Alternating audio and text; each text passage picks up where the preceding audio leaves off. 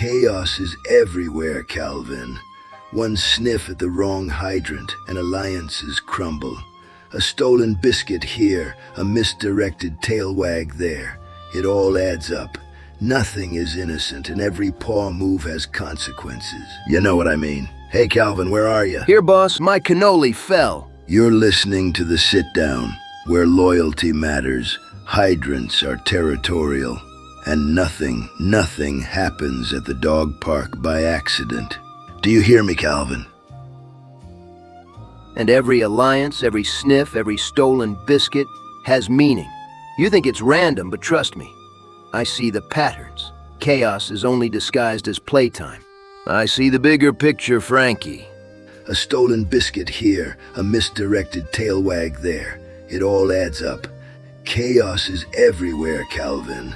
Frankie, nothing escapes my attention. I track the alliances and the betrayals. Loyalty is currency here, and playtime is serious business. I watch the shadows, I smell the wind, I study the silence. Grab your treats, hold your paws, and pay attention.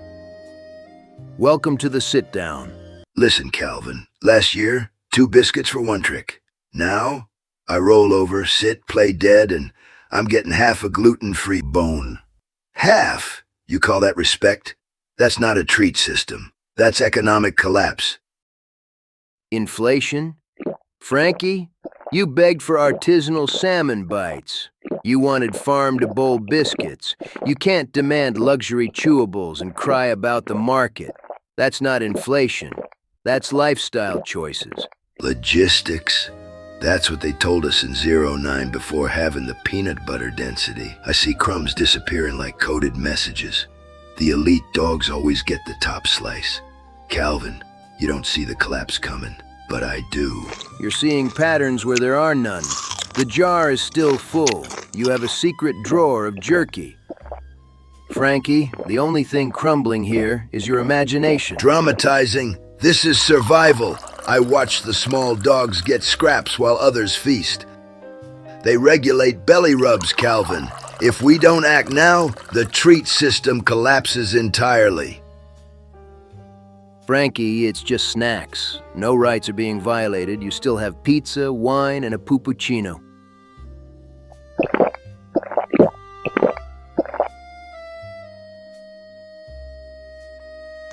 You ever notice how the purebreds walk into the park like they own it?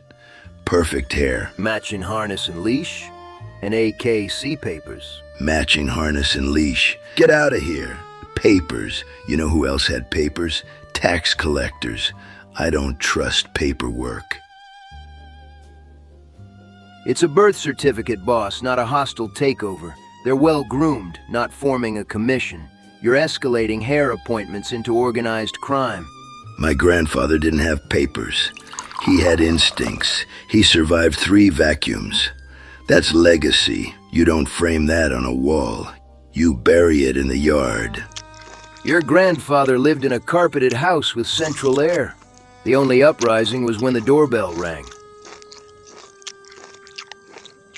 Instinct is admirable, sure, but hair conditioner and confidence aren't crimes. Last week, that poodle strutted in the park with a bow. Walked straight to my hydrant, 10-second pee. No acknowledgement. That's territorial messaging. That's dominance wrapped in a bow. She weighed 9 pounds. The only messaging she sent is I had salmon. Nobody's checking lineage at the park, they're sniffing butts. Pedigree, mutt, champion, bloodline. We all sit when someone says treat. Let me explain something. The mailman doesn't just deliver, he observes. Same time every day. Same route. Gathering data. You think that's coincidence? That's surveillance with postage. Frankie, it's the United States Postal Service. I can't keep doing this. You can't accuse federal employees of espionage because they wear shorts. This is a dog podcast. We talk about treats and stuff. Truth makes people nervous. You see what's happening? They're trying to silence me. First it's tone it down, then it's maybe stop calling the groomer a laundering front. It's a spa, Frankie. That's how truth gets buried, Calvin. I am not silencing you. I am protecting you from yourself. You called the veterinarian a medical syndicate last week. I had to email 3 apologies. They know what they did. No. You're cracking under pressure, kid. This isn't a hobby. It's investigative barking. The park deserves transparency.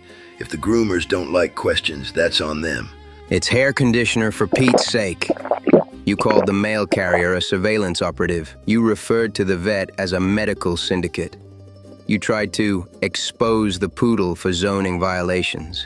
This is not about conspiracies. This is chaos. Follow the scent trail. Chaos? No. It's called pattern recognition. I connect the dots that others ignore. I ask questions others are afraid to bark. If that makes the system uncomfortable, good. Frankie, there is no system. That's it. I'm done. You want creative control? Take it. When sponsors pull out and the vet blocks your number, don't call me. I'm producing a Golden Retriever prayer podcast. Go ahead and quit, kid. Effective immediately. I'm assuming creative control. Executive producer, head of narrative, director of park intelligence. We go raw. We go unfiltered. We follow every scent trail. Ain't that right, Calvin? Yes, boss. And frankly, this generation doesn't want to work anymore. No pulling sleds, no guarding sheep, no perimeter checks at 3 a.m. They want orthopedic beds and filtered water.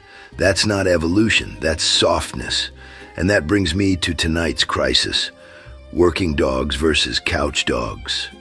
Let's talk about the divide. You got dogs out there pulling sleds through blizzards, guarding livestock, doing perimeter sweeps at sunrise. Then you got dogs who consider stretching before a full 10-hour nap. That's not balance. That's moral drift. Boss, not every dog is built for snowstorms and perimeter sweeps. Some dogs sit beside someone who's having the worst day of their life. Some dogs calm anxiety just by breathing. That's work too. You ever see a husky clock out? No.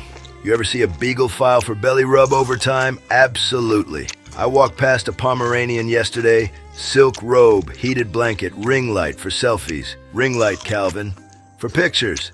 Boss, some dogs herd sheep, some dogs guard homes, some dogs guard throw pillows. It's all domestic contribution. Not everyone needs a snowstorm resume.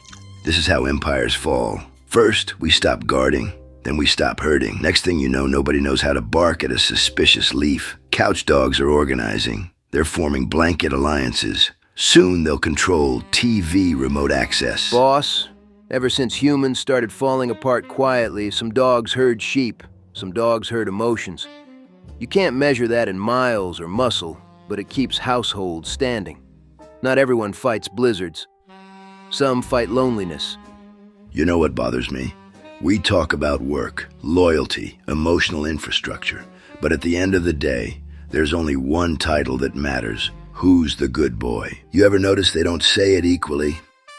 They don't walk into a room and go, "You're all good boys."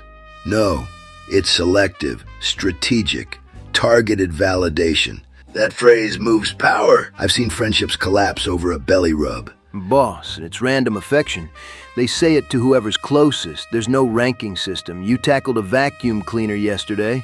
Random. There's nothing random about tone. You hear the pitch change, the enthusiasm. That's hierarchy. And I don't operate in a system where validation is distributed without oversight. Boss, it's unconditional affection. There's no resume review, no background check. They say good boy because they love us. Unconditional? Then explain tail wag bias. You ever notice higher wag frequency equals higher praise output? That's performance inflation. I refuse to compete in a speed-based validation economy. There are tiers, sure. Good boy is standard. Who's my handsome boy? That's premium. But that's enthusiasm, not corruption.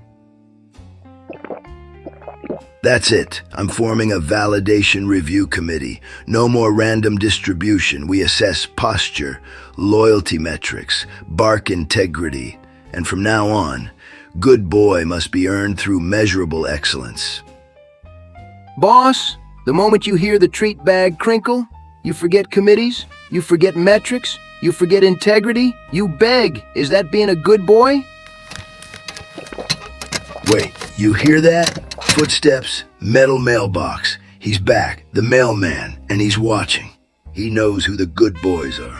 He's taking notes. Hydrant activity, bark frequency, tail wag metrics. This ain't about mail anymore. Frankie, he delivers envelopes, coupons, maybe a Chewy subscription box, not espionage. That's crazy. You think this is crazy? You haven't seen the chaos behind the scenes. Our old producer, he went completely mental over these operations. Let me show you what broke him. Dr. Pause, I can't. Frankie, he's orchestrating everything. Biscuits, puppuccinos, pizza slices, chaos. The mailman, contracts, 5 families. I'm losing it. Which part of this feels real? Which part is your imagination? Let's focus. Maybe start with the mailman conspiracy. Take a breath, please. It's not imagination. Every biscuit, every paw print. The mailman, 5 families, summits. Frankie, orchestrating chaos. I can't stop it. Slow down. Can we focus on one issue at a time? Okay, let's start with Frankie. Something about 5 families and summits. Dr. Pause, I can't. Frankie, turf wars, plotting, squeaky toys. Mailman is a snitch. Every episode, a new crisis. I'm questioning my very existence. You are safe. Frankie isn't in charge here. The mailman is just doing his job. Focus on your breath and the puppuccinos. Frankie, cigars, betrayal. All right, we're going to stop there for today. Next week, we'll work on separating the mailman from organized crime. Okay? You think the mail is harmless? Think again. They know when we nap, when we chew, when we guard the pizza. I've been tracking patterns, deliveries at suspicious hours. And I'm certain the mailman isn't just delivering, he's observing, reporting, recruiting, whispering, nodding, mapping the neighborhood. Boss, he's just a mail carrier. He wears a uniform. He brings packages. The mailman is not on high-level reconnaissance. They stop at every house, taking notes, package orientation, doorbell patterns, lawn configurations, and don't forget the collusion with squirrels. They're building evidence on us. Wait, you hear that again? Here he comes. I can smell his treachery and betrayal.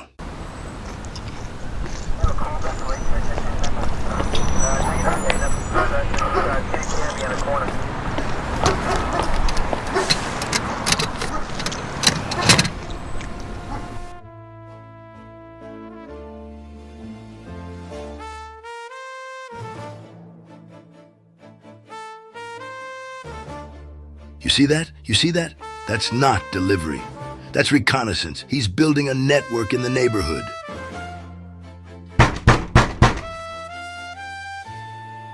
Frankie, you were right.